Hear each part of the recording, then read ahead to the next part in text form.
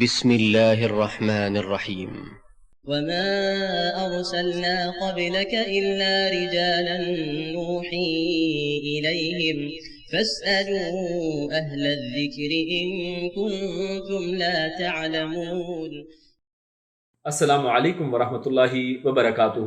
محترم ناظرین، آپ کے مسائل اور ان کا حل کتاب کو ہم پڑھ رہے ہیں، اور ہم نے پچھلے سوال سے کتاب الطہارہ کا آغاز کیا تھا۔ تو آج ہمارے سامنے کتاب الطہارہ ہی سے جو دوسرا سوال ہے وہ غسل جمعہ کے بعد وضو کرنے کے حوالے سے ہے۔ سوال کیا گیا ہے کہ کیا غسل جمعہ کرنے کے بعد وضو کرنا ضروری ہے؟ یعنی جمعے کے دن جو غسل کیا جاتا ہے اس کے بعد کیا وضو بھی کیا جائے گا، وہ ضروری ہے؟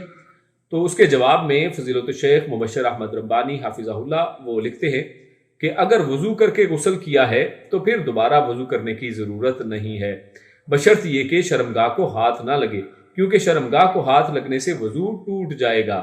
نبی اکرم صلی اللہ علیہ وسلم نے ارشاد فرمایا، جو بخاری اور مسلم دونوں نے روایت کی ہے، حدیث کا ترجمہ کچھ یوں ہے کہ بے وضو نماز قبول نہیں ہوگی یہاں تک کہ وضو کرے۔